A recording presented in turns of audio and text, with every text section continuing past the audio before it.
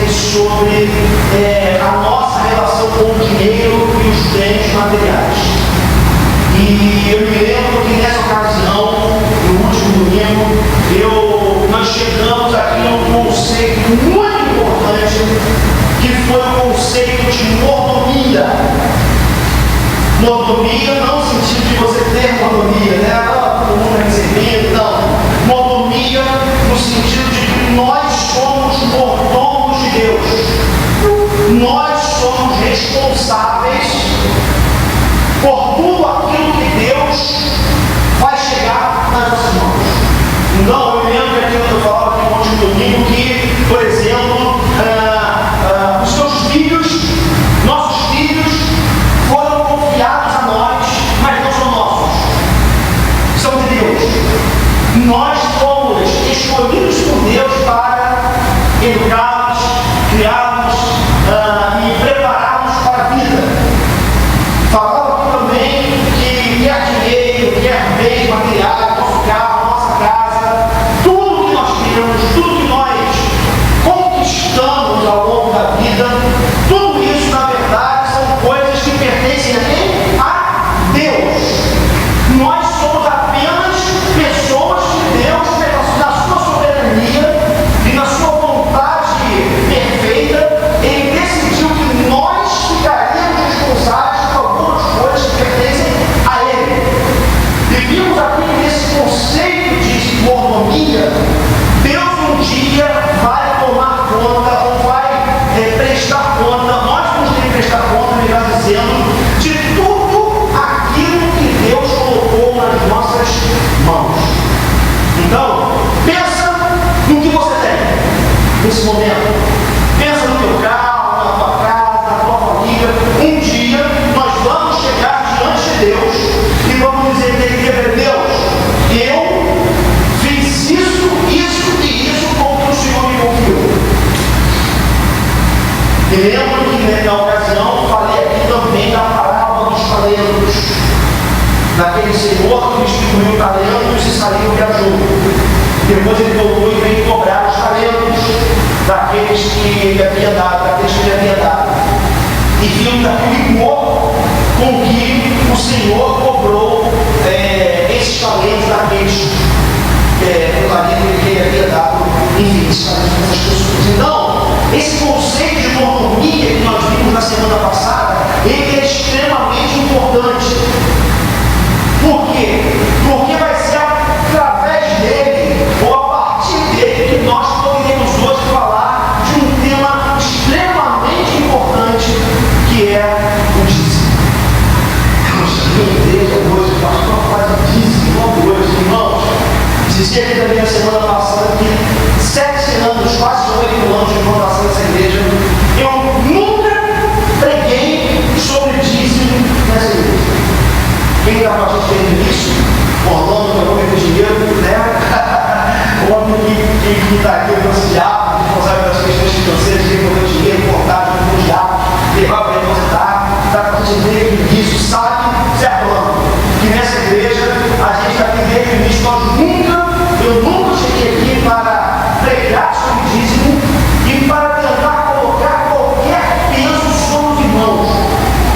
Coisa do tipo, fortalece, coisa do tipo, dá, se não dá para o outro, vai demorar tudo que você tem, para vir maldição sobre a tua vida. Essa igreja não trabalha com essa lógica, porque essa lógica não é bíblica, é satânica. Essa lógica do gafanhoto, do devorador, como ela é dita no Novo Testamento, como ela é afirmada nos nossos dias em alguns meios evangélicos. Esse terror que é feito sobre o povo, para que o povo vê, isso não vem de Deus. E hoje eu quero falar sobre o dízimo, e talvez seja uma noite de desconstrução de alguns conceitos na vida de alguns aqui. O meu desejo, a minha oração, a minha expectativa é que nós possamos essa noite desconstruir o que precisa ser desconstruído, para construirmos algo que eu acredito seja a vontade de Deus para a nossa vida no que diz respeito ao dízimo. Antes disso, eu quero orar com vocês mais uma vez, pedindo a graça e a misericórdia palavra de Deus, o socorro de Deus sobre a nossa vida. Pai, ajuda nessa noite. É um terreno muito árido, é um tema que mexe com a gente, muitas dificuldades nesse tema, por uma interpretação errada, por não entender de verdade o que significa o dízimo, e por conta disso, Deus, deixa-me viver o privilégio da contribuição financeira da tua igreja. Quanto a mim, Pai, eu preciso muito do Senhor. Ajuda-me, Senhor. Ajude-me a transmitir as verdades eternas para a tua igreja. Pai, que eu possa nessa noite transmitir aquilo que o Senhor quer transmitir. Falar o que o Senhor quer falar. Que não seja eu, mas seja o Senhor. Que eu seja apenas um instrumento teu, um canal do qual, através do qual, a tua mensagem vai chegar na vida da tua igreja, Senhor. Meu Deus, por favor, tenha misericórdia de mim, eu sou um pecador. Se fosse por qualificação moral, eu não poderia estar aqui. Se fosse por competência intelectual, teológica, eu não poderia estar aqui. Mas eu estou aqui pela tua graça. Eu peço que essa noite o Senhor me use. Eu peço que essa noite o Senhor vai através da minha vida, apesar de quem sou, apesar do que faço, apesar das minhas limitações. Faz de mim mais uma vez instrumento na vida da tua igreja, Senhor. Pai, prepara cada coração aqui nessa noite para receber a tua mensagem.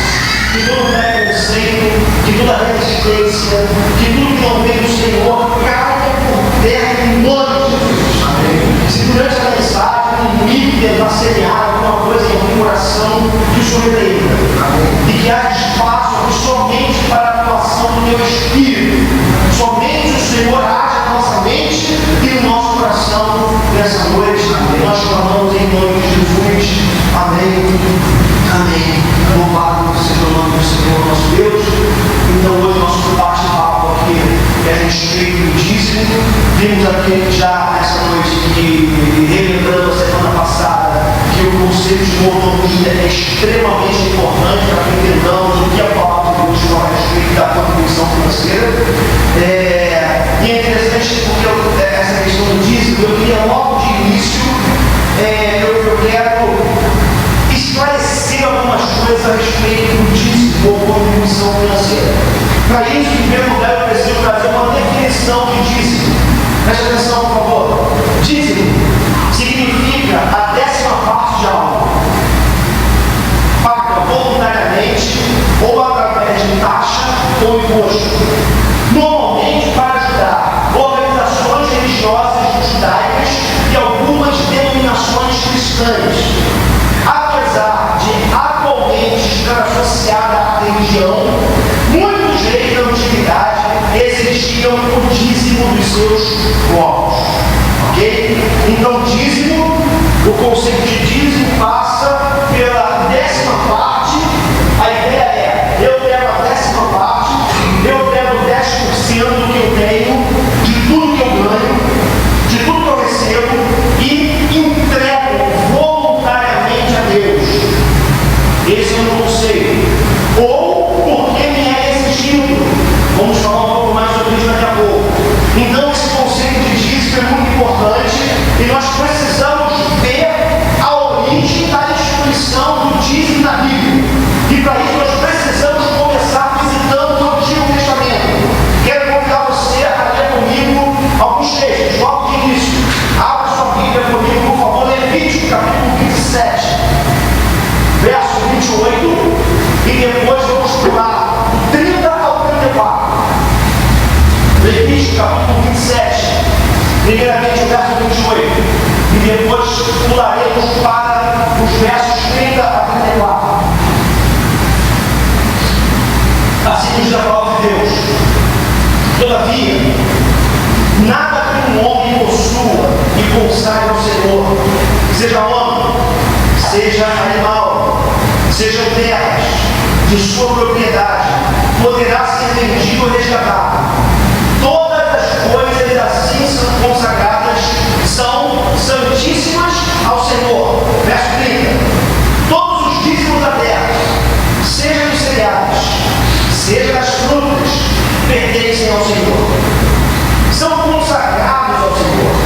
Se um homem desejar resgatar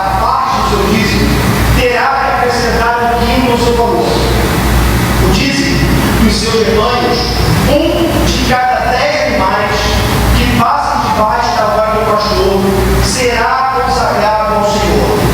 O dono não poderá retirar os bois dentre os ruins, nem fazer qualquer troca. Se fizer alguma troca, tanto o animal quanto o substituto se tornarão consagrados e não poderão ser resgatados. São esses os mandamentos que o Senhor ordenou a Moisés no Monte Sinai para os israelitas. Eu quero pegar essa última frase. São esses os mandamentos, presta atenção nisso, os mandamentos que o Senhor ordenou a Moisés no Monte Sinai para os israelitas. Malaquias agora, capítulo 3, um texto muito conhecido, usado por muitos para pressionar, para extorquir muitas pessoas no que diz respeito a tirar dinheiro delas. Malaquias capítulo 3, versos 8 a 12.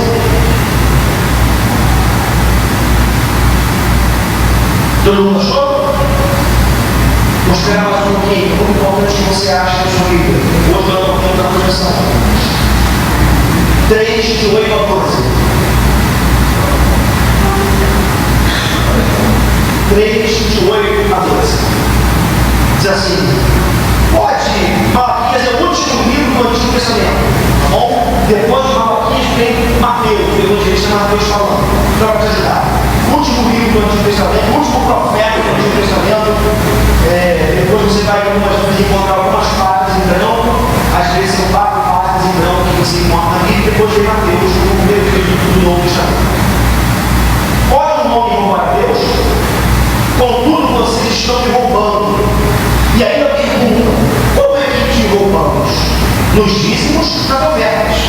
Vocês estão debaixo de grande maldição, porque estão me roubando. A nação toda está me roubando. Tragam o dízimo todo ao depósito do templo, para que haja alimento em minha casa. Ponham-me à prova, diz o Senhor dos Exércitos, e veja, se não vou abrir as comportas dos céus e derramar sobre vocês tantas bênçãos que nem terão onde guardá-las. Impedirei que pragas devorem suas colheitas, e as videiras nos campos não perderão o seu fruto, diz o Senhor dos Exércitos. Então todas as nações os chamarão felizes, porque a terra de vocês será maravilhosa, diz o Senhor dos Exércitos.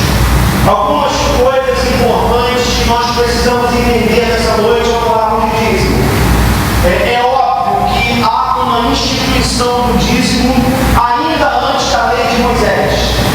Quando, por exemplo, Deus chama Abraão, e Abraão, por causa da gratidão do coração, por reconhecer quem Deus é na sua vida, Abraão decide dar o dízimo de tudo a Deus. Lembrando a vocês que Abraão viveu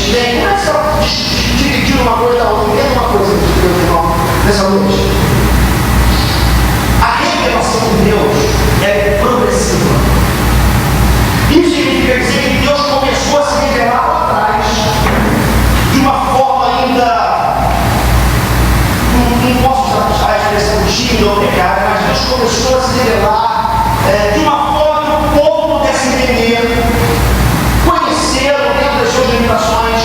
E essa revelação de Deus, ela vem progredindo até chegar em Jesus.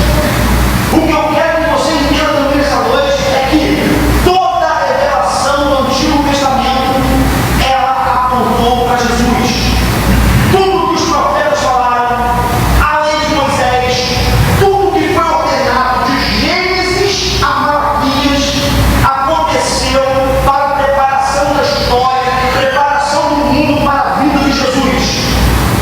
Jesus é o ápice, o ponto maior da revelação de Deus.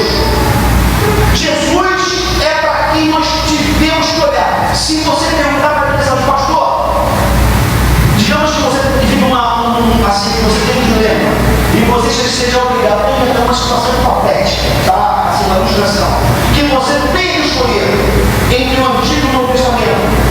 Qual o testamento que eu vou indicar para você ler? O Novo Testamento. Por quê?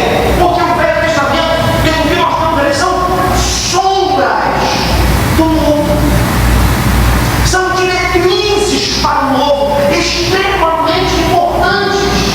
Mas o Antigo Testamento aponta para Jesus. O Antigo Testamento com todos os seus rituais. Pensa comigo no tabernáculo. Pensa comigo como que Deus falou a Moisés, o monte tabernáculo. E todo cheio de detalhes, a cor de ouro, a cortina de vinho, os sacerdotes com as suas roupas. Cada aspecto do tabernáculo, cada aspecto do culto velho testamentário apontava para Jesus. Isso é muito importante a gente entender. Então, se a lei de Moisés não está mais em vigor, esse dízimo nós encontramos como sendo uma lei, modelo da lei de Deus, nós não podemos sustentar que o dízimo seja um mandamento a ser observado no Novo Testamento. Alguém pode pensar assim, Paulo é muito burro. A igreja precisando ser construída, terminada, a obra precisando ser feita, tanta coisa para acontecer, e o pastor ainda vai dizer que o povo não tem que dar dízimo. Vamos lá, é isso que eu estou dizendo. Alternativas de respaldar a prática do dízimo do Novo Testamento. Tem um texto que eu quero ler para vocês, que foi uma tentativa de um pastor desse série pastores, né? A turma para aprender, sobretudo a turma da teologia da prosperidade. Esse pastor famoso, ele foi tentar rebater o que o reitor da PUC do Rio de Janeiro disse a respeito do dízimo, sustentando justamente o que eu estou falando para vocês nessa noite. Que dízimo é uma construção velha testamentária e não uma lei que tem que ser observada no Novo Testamento. E ele pegou um texto do Novo Testamento, chamou o reitor da PUC de ignorante, já pode falar aqui o que eu estou falando, né? De ignorante, que não sabe nada, que deveria se envergonhar, porque ele, como reitor da PUC, ele deveria conhecer o que a Bíblia fala. E ele usa um texto, eu vou ler para vocês aqui agora, no Novo Testamento, para tentar provar que no Novo Testamento existe o dízimo, por assim dizer. Abra comigo a sua Bíblia em Mateus capítulo 23, versos 18 a 23. Mateus 23, de 18 a 23. Lembrando que Jesus está aqui criticando os fariseus. Lembrando que Jesus está aqui dando uma palavra dura contra a hipocrisia dos fariseus. E aí, olha só o que vai acontecer aqui. Jesus falando: vocês também dizem, se alguém jura por me tocar, isto nada significa. Mas se alguém jurar pela oferta que está sobre ele, está obrigado com o seu juramento. Cegos, Jesus vai criticar os fariseus, cegos. O que é mais importante? A oferta ou o altar que santifica a oferta? Portanto, aquele que jurar pelo altar, jura por ele e por tudo que está sobre ele. E o que jurar pelo santuário, jura por ele e por aquele que nele habita. E aquele que jurar pelos céus, jura pelo trono de Deus e por aquele que nele se assenta. Presta atenção lá. Ai de vocês, mestres da lei e fariseus, hipócritas, vocês não dizem, apareceu a palavra dízimo, vocês não dizem da hortelã, do endro e do cominho, mas têm negligenciado os preceitos mais importantes da lei, a justiça, a misericórdia e a fidelidade. Vocês devem praticar essas coisas, a justiça, a misericórdia e a fidelidade, sem cometer aquelas, ou seja, o dízimo. Aí esse pastor da teologia da prosperidade, ele quer esse texto, aqui, olha, Jesus está dizendo que tem que ser dado o dízimo. No Novo Testamento há a instituição do dízimo.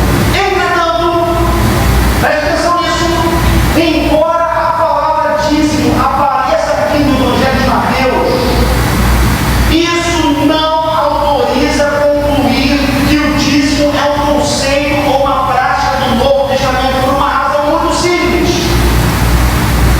E eu quero imediato que você vai comigo, Hebreus, capítulo 9, versos 15 e 18.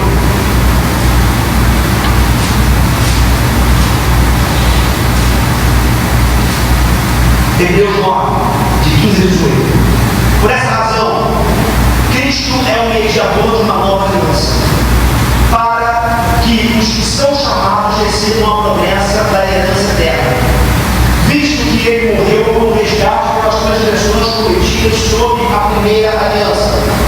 No caso de um testemunho, presta atenção, Jesus está falando aqui, o autor, aos Hebreus está falando aqui a respeito de testamento, a respeito da obra salvífica de Cristo. Então ele vai continuar aqui, no caso de um testamento, é necessário que se comprove a morte daquele que o fez. Pois um testamento, presta atenção, só é válido no caso de morte, uma vez que nunca vigora enquanto está vivo quem fez. Por isso, nem a primeira aliança foi sancionada sem sangue. Presta atenção nos dois textos agora. Esse pastor da televisão, ele usa aquele texto que aparece a palavra dízimo para dizer que no Novo Testamento há legitimidade do dízimo. Entretanto, quando nós encontramos no texto de Hebreus, ou nos encontramos no texto de Hebreus, o autor vai dizer que testamento só pode acontecer depois da morte do testador. Isso significa dizer que nós só podemos falar de Novo Testamento depois da morte de Jesus. Jesus, enquanto esteve vivo, nós não podemos falar que ele já estava dentro, já era um Novo Testamento, porque para que haja um testamento tem que haver um testador. O que eu estou querendo que você entenda é o seguinte: Jesus, ele mesmo diz que ele veio para viver sob a lei. Gálatas capítulo 4, se não me memória, diz que ele nasceu sob a lei. Ele mesmo disse que não veio para revogar a lei, mas para cumpri-la. O que eu quero que você entenda nessa noite é que essa tentativa de justificar o dízimo no Novo Testamento não pode ser feita a partir do texto de Mateus 23, 18 a 23. Por quê? Porque quando nós lemos esse texto, Jesus está dentro de um contexto ainda judaico, onde a lei de alguma forma ainda prevalecia para aqueles homens. E ele mesmo diz: se vocês estão debaixo da lei, cumpram a lei, vivam a lei. Então, meus queridos, Hebreus nos ajuda a entender o que é o Testamento e onde começa o Novo Testamento.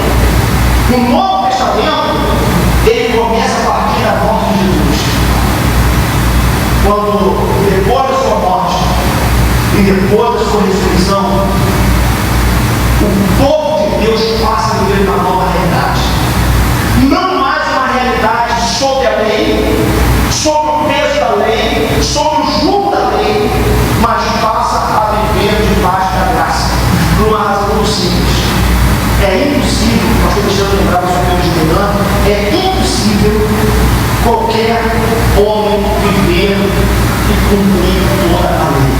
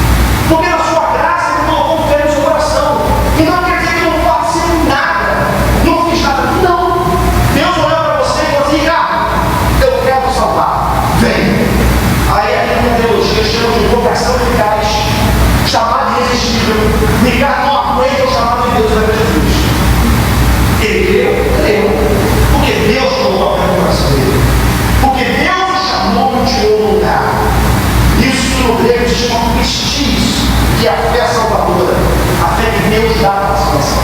Então, voltando para o nosso tema aqui nessa noite, embora a palavra dízimo ela apareça aqui no Evangelho de Mateus, isto não nos autoriza a concluir que dízimo é um conceito ou uma prática do Novo Testamento, como tem também nos textos que já lemos. Agora, preste atenção, isto que eu acabei de dizer não significa que o cristão não tenha que contribuir financeiramente à sua comunidade.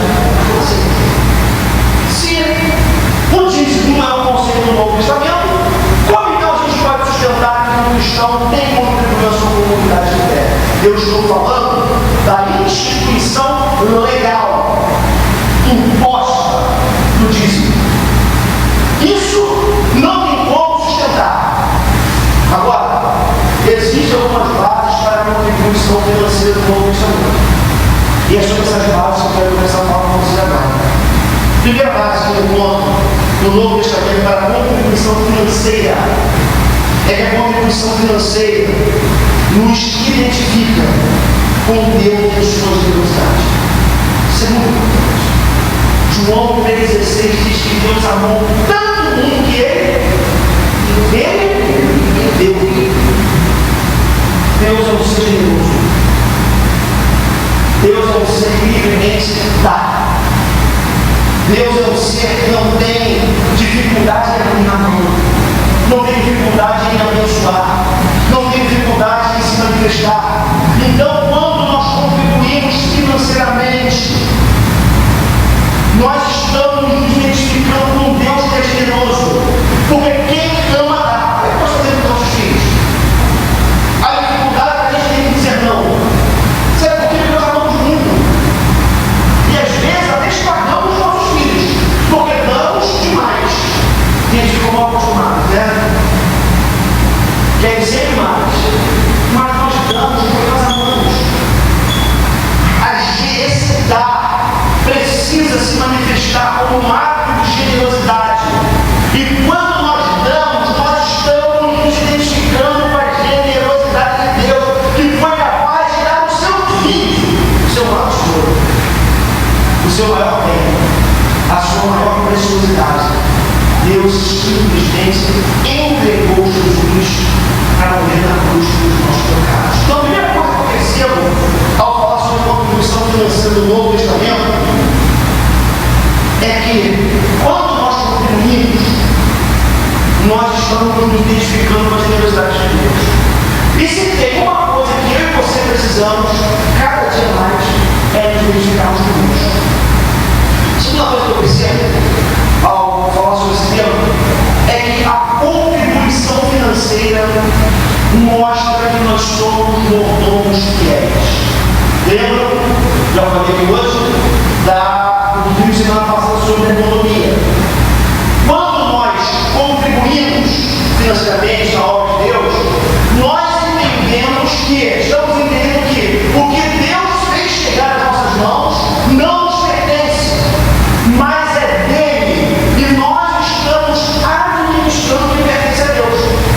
Então, esse dar generosamente, essa contribuição financeira, mostra que nós somos mordomos fiéis, que nós entendemos que o dinheiro não é nosso, que nós não temos o direito de tesourá-lo, ou de guardá-lo para nós mesmos.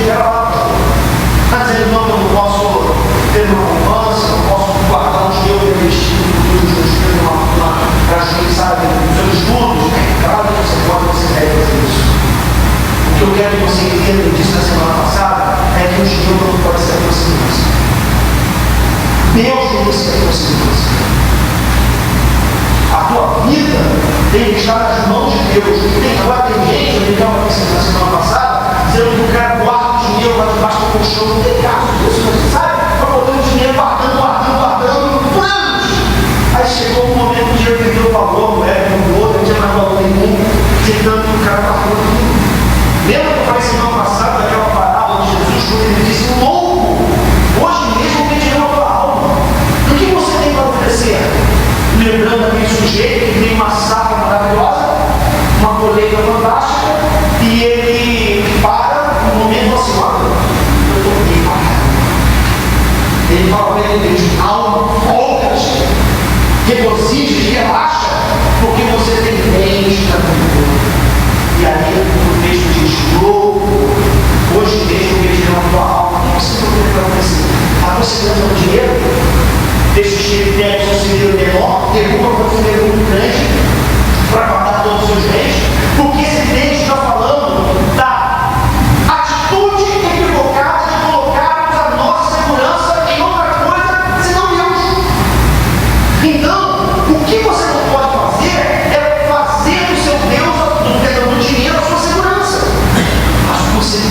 está em Deus.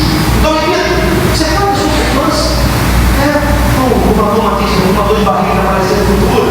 Você pode parar um dinheiro para investir na educação dos seus filhos. É legítimo. Você pode fazer, deve fazer. Eu acho que é evidente.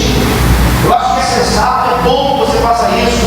Sobretudo em termos de responsabilidade. O que você não pode é colocar o coração nisso. Então, essa contribuição financeira, ela mostra que nós somos como fiéis, como vimos aqui na autonomia da semana passada. Você está dando, mas você não está dando porque é seu, você está dando porque é de Deus. Você tem que devolver o que é dele. Você está prestando contas a ele. Então, continuando aqui essa tese, por assim dizer, que dízimo é uma construção do Velho Testamentária e não uma construção do Novo Testamento. Uma terceira coisa que eu percebo aqui, falando sobre esse tema, é que a contribuição financeira nos livra de fazermos do dinheiro o nosso Deus, que é o nome do Senhor. Dinheiro na Bíblia é tido por Mamon. Mamon é uma entidade personalizada. O dinheiro, dependendo da forma como nós lidamos com ele tem o poder de se transformar num Deus na nossa vida. Olha só, Lucas capítulo 16, verso 13. Lucas 16, 13.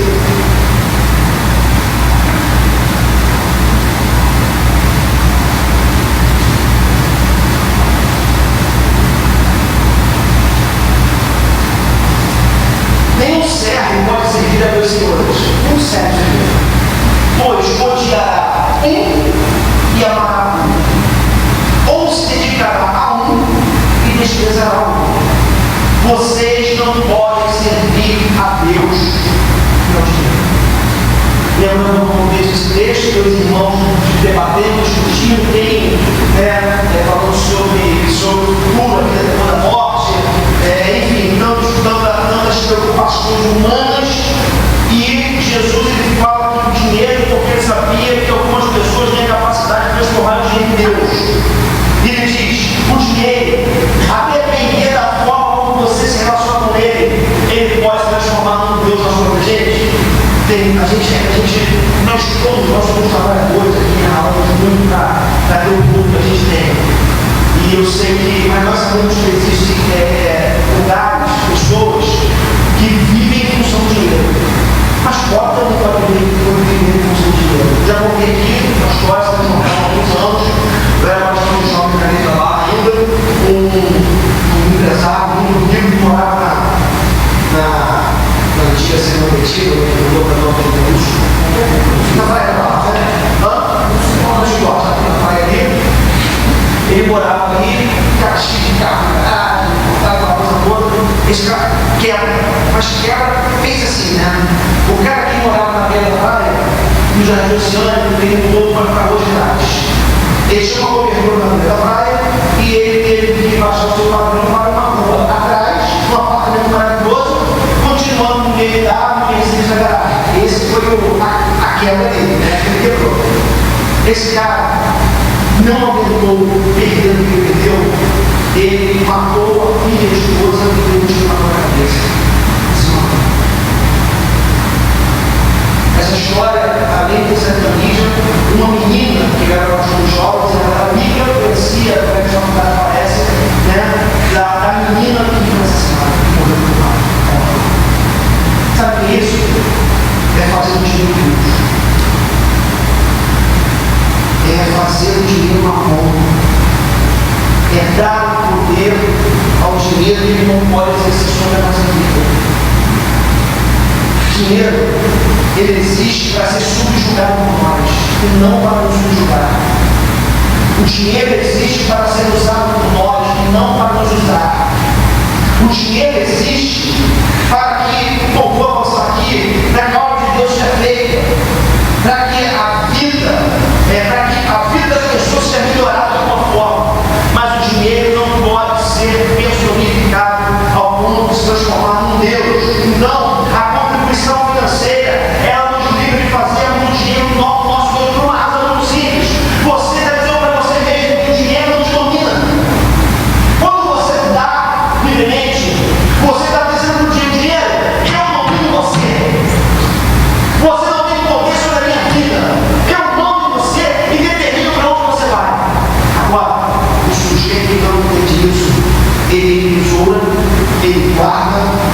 vive em função do dinheiro, transformando o dinheiro num bem mamon.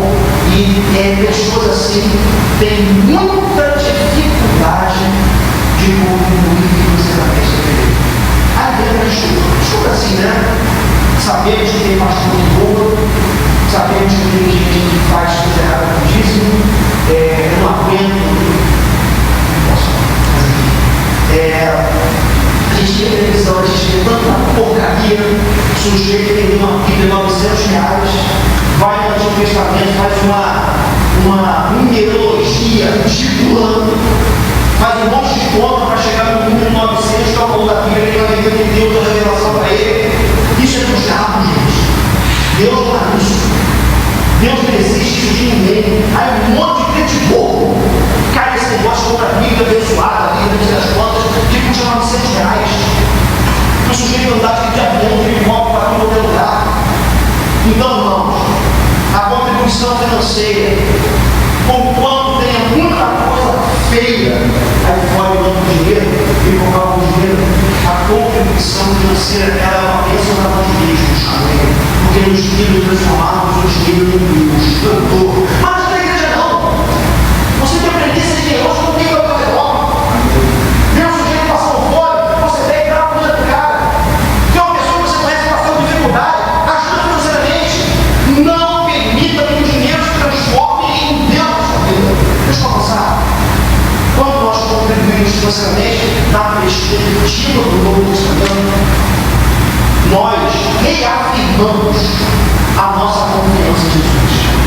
Tem gente que tem dificuldade com a contribuição financeira porque não sabe se vai ter condições de chegar até o final do mês, pagar as suas contas dele. Quando a gente dá, o princípio é bonito de você entregar a preguiça, ou seja, querer lugar para Deus, você está dizendo para Deus assim: Deus, eu confio na tua provisão da tua vida. Eu confio na tua providência. Eu confio no teu cuidado. Eu confio no teu amor. E você dá, não é tudo que você tem, né? Até mais velho da escola, até o lugar, você que entrega.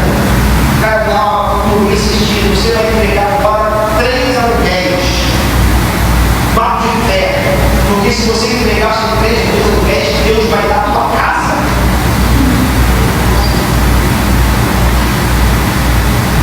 Agora, quando a gente quer por amor e a gente contribui na graça de Deus, na obra de Deus, a gente está com Deus.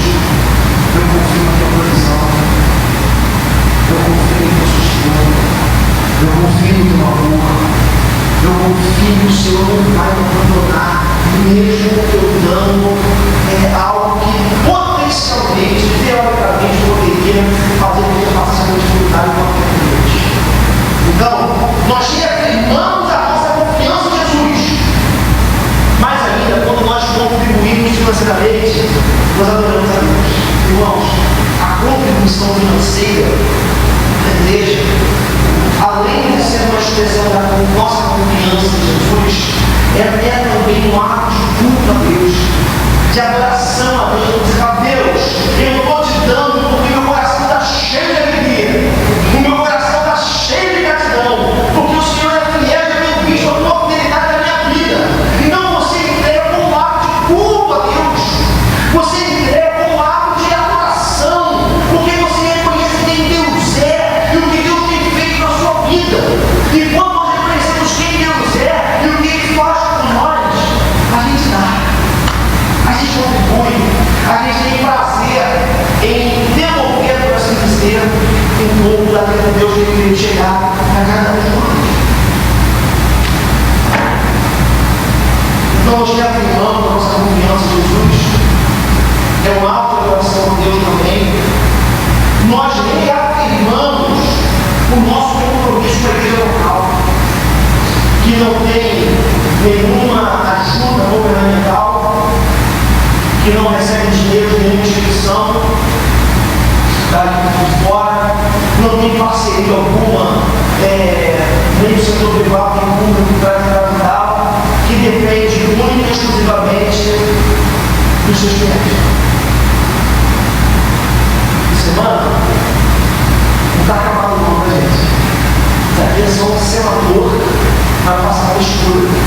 Essa semana eu, Igor e o Luiz Fernando, a gente vem para cá alguns dias, e a gente viu aqui no Santo Antônio, pintando aqui até tarde, sexta-feira, eu e o Igor saímos daqui 2 horas da manhã,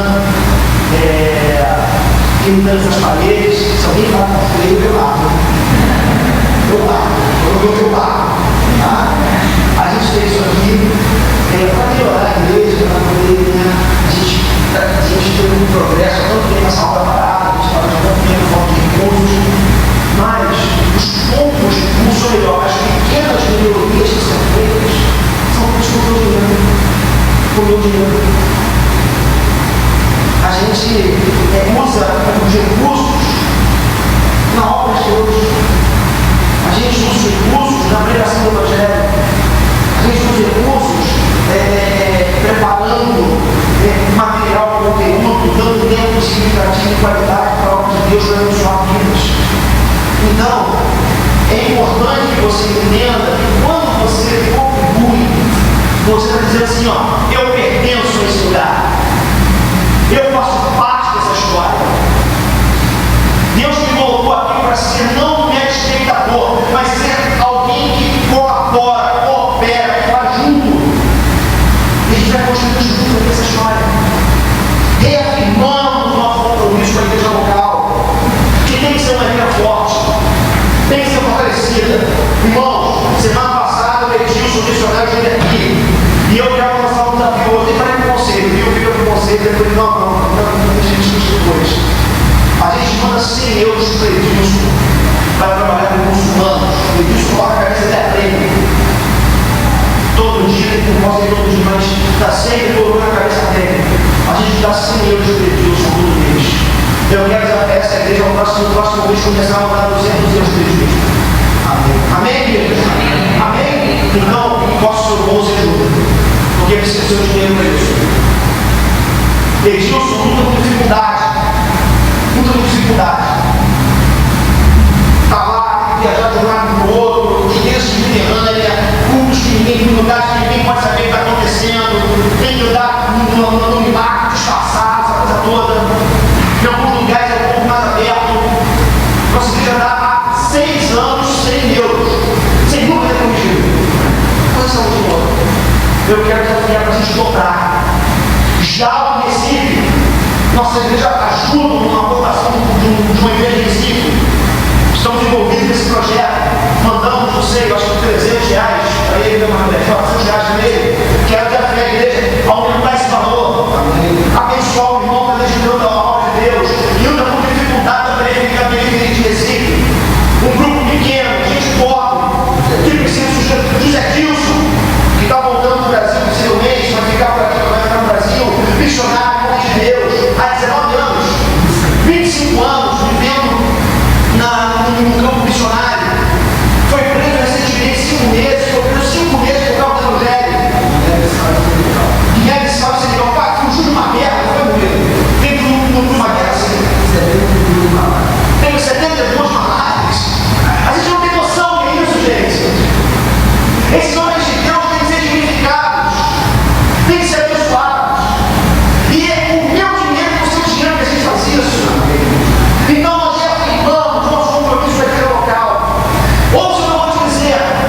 Quando você contribui financeiramente, você consagra o todo, consagrando uma parte. Um termo que é usado em algumas igrejas, e eu queria muito anotar isso aqui, quem sabe a gente consegue mudar, né? Não sei, consegue mudar esse nosso palavra do dízimo. Dízimo em algumas igrejas é consagração. Você consagra a Deus.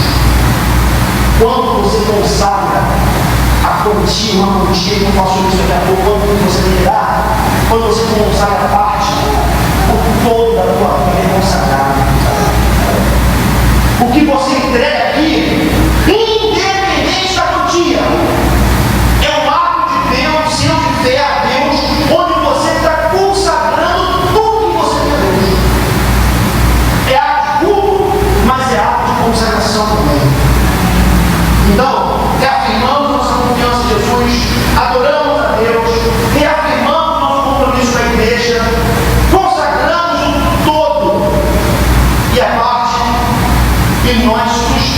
amamos a obra de Deus.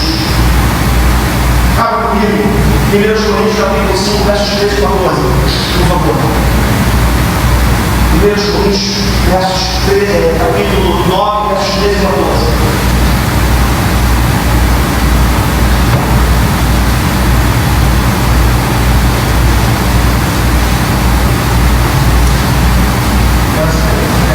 Primeiros Coríntios 9, 13 e 14.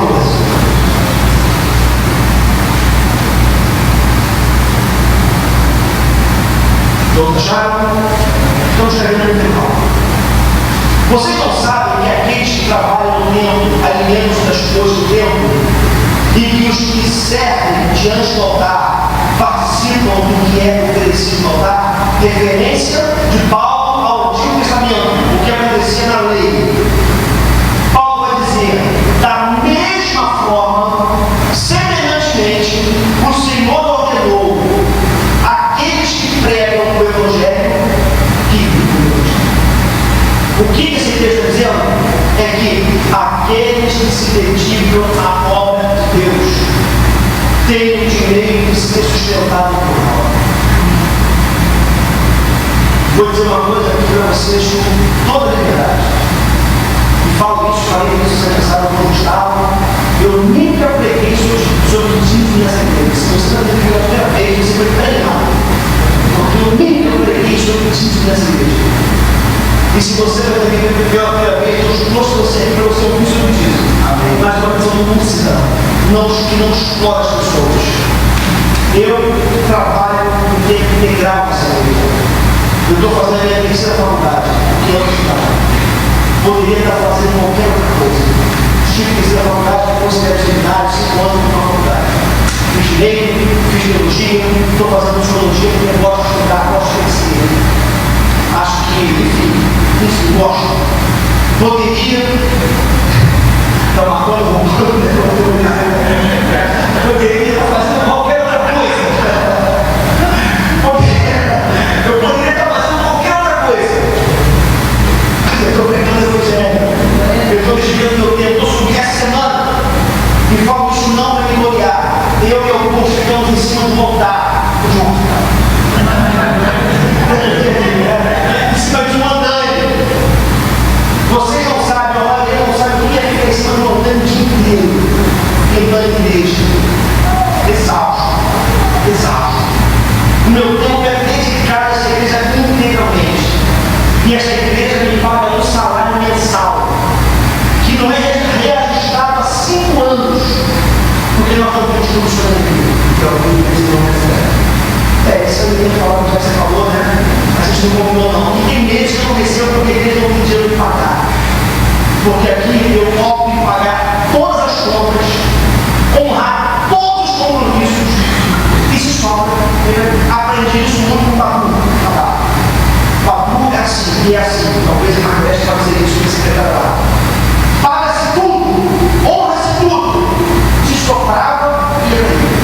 Quantas vezes a igreja da Marta deixou de pagar o Babu? E depois, enfim, acertou lá. E acontece aqui da mesma forma. Eu recebo o salário da igreja. Eu não boto um centavo dessa igreja no meu bolso que não seja do meu salário. Um centavo. Se eu compro uma pilha ali fora, eu pego uma nota e não tem que a igreja paga. É bem bom salário. Você não pode sentar, porque você separa, nem precisa separar, você faz isso. Exatamente. Eu faço secretária. Então, não há essa relação com dinheiro, nem zero com dinheiro nessa igreja. Eu não tenho com dinheiro. Agora, o texto diz, da mesma forma, o Senhor ordenou àqueles que pregam o Evangelho que vivam o Evangelho. Eu fui chamado por Deus para ser pastor de tempo integral. Não fui chamado por Deus para ser pastor de tempo integral. Confesso que às vezes bate em mim a tentação de dividir o meu tempo. Às vezes, em meses em que o dinheiro não entra, em que eu não recebo salário, por exemplo, eu podia estar dividindo meu tempo, fazendo outra coisa, eu podia estar dando dinheiro fora, de alguma forma, mas aí vem a palavra do meu coração e fala, espere, eu chamei para você ser um servo, um pastor de tempo integral. Chamei você para viver o Evangelho, viva o Evangelho. Lucas capítulo 8, versos de 1 a 3. Lucas 8, de 1 a 3.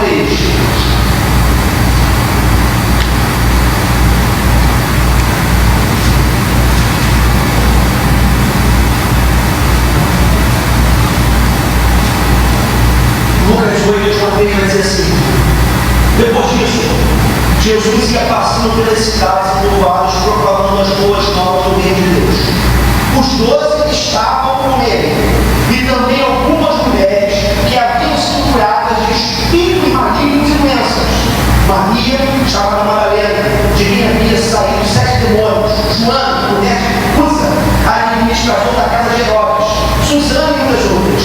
Essas mulheres ajudavam a sustentá-lo com seus bens. Sustentá-los com seus bens. Ou seja, Jesus foi sustentado por pessoas piedosas. Ele pôde pregar o Evangelho, ele pôde dedicar integralmente a proclamação do reino, porque havia mulheres piedosas, pessoas piedosas que contribuíam com o seu ministério. Tanto é que o grupo tinha um tesoureiro. Quem era o tesoureiro do grupo? Judas era o tesoureiro do grupo. Aqui, ó, passava a mão direta só para o menino Jesus, né? Via o dono de Jesus. Estava lá, mas a contribuição financeira existia do ministério de Jesus. Lucas 8, de 1 a 3 vai dizer isso. Eu quero terminar essa noite respondendo a seguinte pergunta: qual o valor que eu tenho que dar? Como alguns dizem, pagar o dízimo. Não é necessidade, não paga nada. Qual o valor aceitável? Compra a Bíblia, né? Acho que no Novo Testamento, eu já falei para vocês, tem uma revelação progressiva de Deus. Abra comigo a sua Bíblia aí, em 2 Coríntios, capítulo 9, verso 7. Depois eu vou ler o último texto de Atos. Tá? 2 Coríntios 9, 7.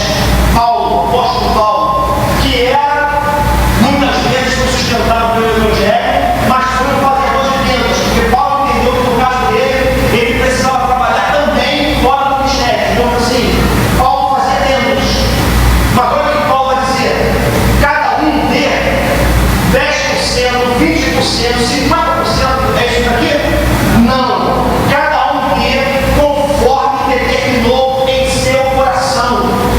Não por pesar ou por obrigação, pois Deus ama quem dá com alegria. Tem distinção de valor aqui? Tem distinção de percentual aqui? Não tem. Agora deixa eu dizer uma coisa para você.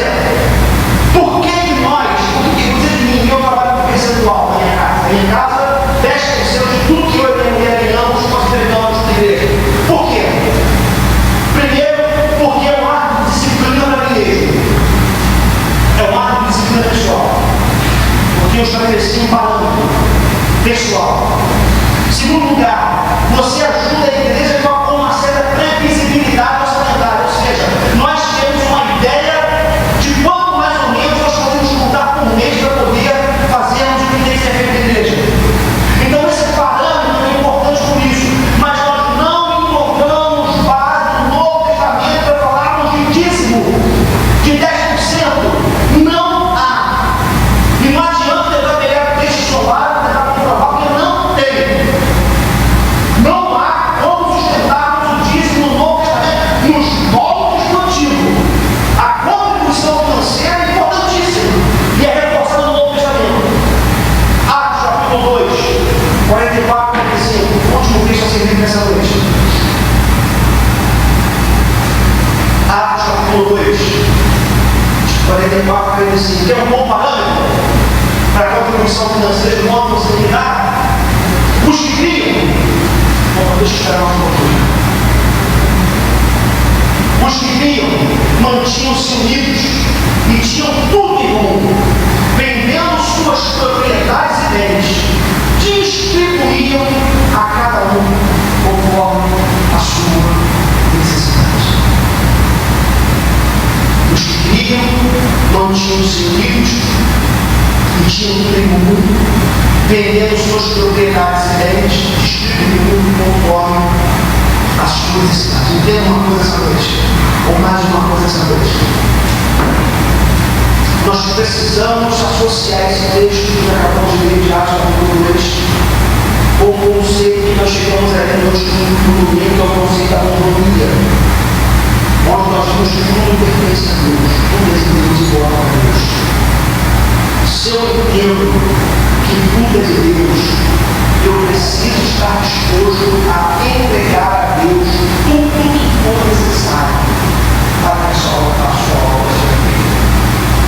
Eu acho que eu não preciso dizer aqui que você não tem que entender tudo que você tem, entender sua casa, o seu carro, o seu relógio, entender seu dente, entender tudo que você tem e entregar para que a igreja.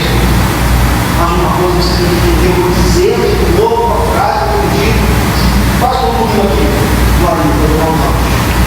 nós não podemos acabar com o dinheiro, mas nós podemos acabar com os dinheiros necessários. E os sofrimentos necessários, e aí ele começa a nossa vida. Perto da gente. Então, eu não tenho que entender tudo. Eu não tenho que entender tudo realmente. O derrotamento de Deus na minha vida, tudo na sua vida, para você entregar. Mas você pode deixar de comer no restaurante um dia, de comer um sanduíche do McDonald's que custa R$25, de comer uma pizza, de fazer alguma coisa que é do teu prazer, que é lícito, mas já não só.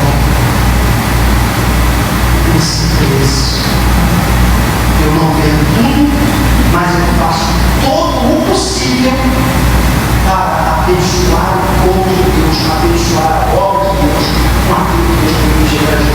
Eu termino essa noite, essa palavra, dizendo uma coisa que, por mais que não exista na minha visão neotestamentária, é do Novo Testamento, essa relação dinheiro e bênção, eu vou estou abençoado.